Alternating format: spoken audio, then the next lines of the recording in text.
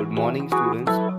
आज की इस वीडियो में हम लोग डिस्कस करेंगे social and political background of Mongols empire. Class 11th से रिलेटेड जो वीडियो लेक्चर अब तक मैं अपलोड कर चुका हूँ उसके लिंक आपके लिए डिस्क्रिप्शन में दिए गए हैं, आप लोग वहाँ पर जाके देख सकते हैं। जब हम बात करते हैं मंगोल्स के बारे में तो Mongols were consider the diverse body. They link to the Tatars, Khitans and Manchus tribes. ये बेसिकली क्या थे, इसके ट्राइब्स के नेम थे मंगोल्स के, जिसमें तातर्स भी थे, आपके खितान भी थे और मंचूस। इस टाइप के ट्राइब्स उस समय हमें फाइंड आउट किए जा रहे थे। पॉइंट नंबर सेकंड है आपका, एंड सम हाउ ये आपका एमसीक्यू भी बन सकता है एग्जामिनेशन में। एल्टाई माउंटेन टू द वेस्ट, वहां पे एक एल्टाई नाम का माउंटेन, जैसे आप इमेज में देख रहे हो, फाइंड आउट किया जाता था। वहीं arid Gobi desert stills there, जो गोबी डेजर्ट है, रेगिस्तान है, मरुस्थल है, वो वहां पे आपके साउथ में पाया गया था। जबकि Onon and Selenga river were found in north area. North area में आपकी ओनन रिवर भी मिलती थी। जैसे आपको मैंने बताया था इंस्क्रिप्शंस के अकॉर्डिंग, इन रिवर के द्वारा, इन एरिड गोबी डेजर्ट के द्वारा वो लोग अपने ट्रेड को बहुत ही ज़्यादा इनहेंस करते थे, ग्रोथ दिया करते थे। The Mongol society was divided into the patrilineal system, the most important point of today video. Patrilineal system क्या होता है, इसे बोलते हैं हम पितृवांशिकता सिस्टम, जहाँ पे क्या होता है कि जो हायरार्की होता है ना, वो फादर का होता है। मतलब जो डोमिनेंस होगा फैमिली में वो मेल का होगा। जैसे आज भी हमारी सोसाइटी में होता है कैजुअल पॉइंट पे कि यहाँ पे डोमिनेंस मेल का होता है। मेल अपने हिसाब से फैमिली को कर्टेल करते हैं, फैमिली को लीडरशिप करते हैं और फैमिली उस बात को मानती है। तो वहाँ पे चंगेज खान के बाद बाटू खान आए थे, जितने भी उसके सन आते हैं उन सबका डोमिनेंस सोसाइटी में रेगुलर रहा है।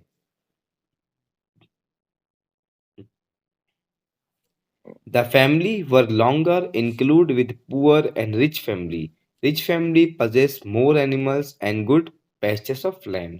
वहीं अगर फैमिली की बात करते हैं तो फैमिली दो टाइप की आपकी फाइंड आउट की गई थी, जिसमें एक फैमिली आपका था पुअर फैमिली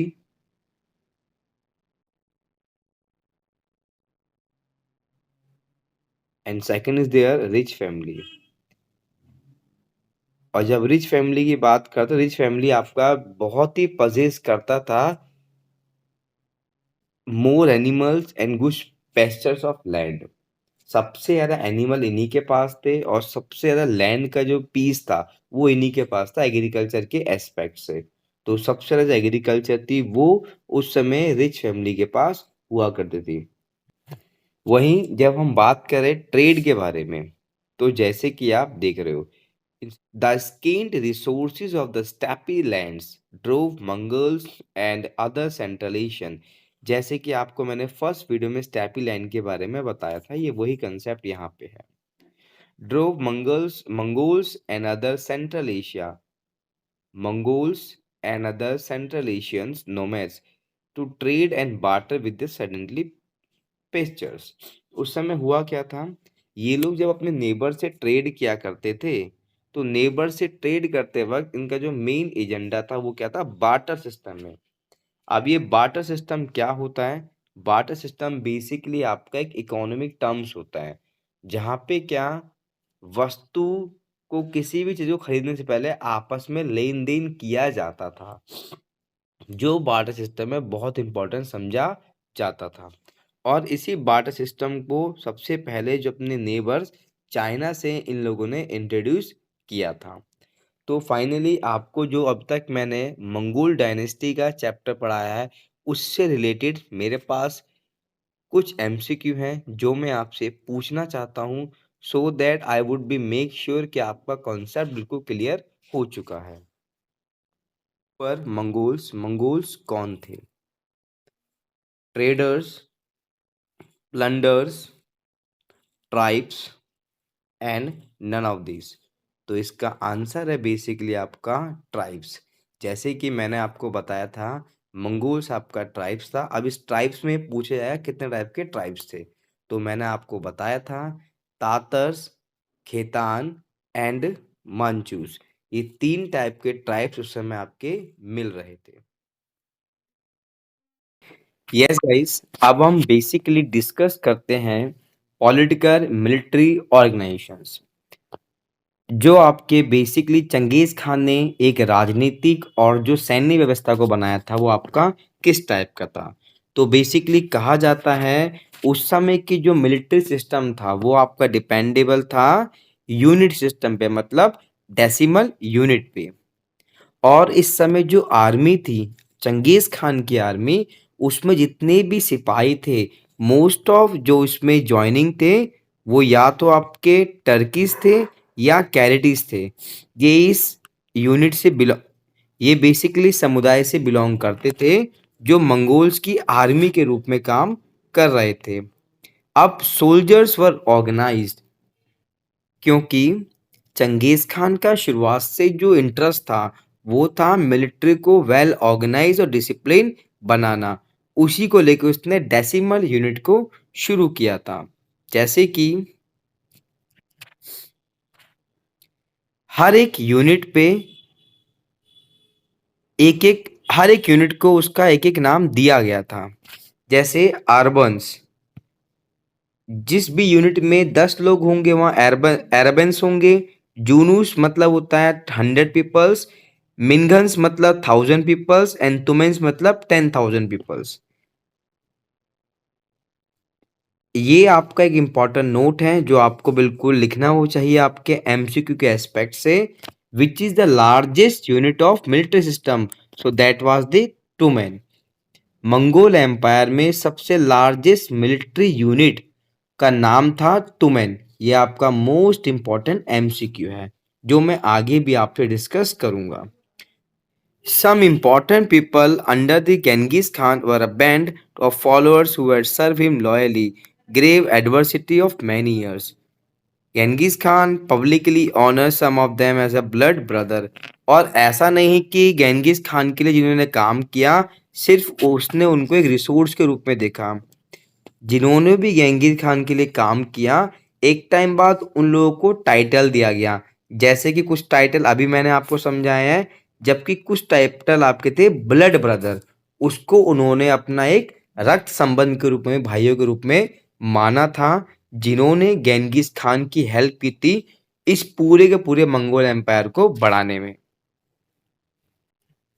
अब जो नेक्स्ट टॉपिक हमारा वो है मिलिट्री का अचीवमेंट। तो कहा जाता है, ऑब्वियसली मैंने आपको स्टार्टिंग में बताया था मोस्ट ऑफ जो सोल्जर्स वो टर्की थे। अब टर्की से यहाँ पे समझ क्या होता है, the cavalry is very skillful, amazing archer skills.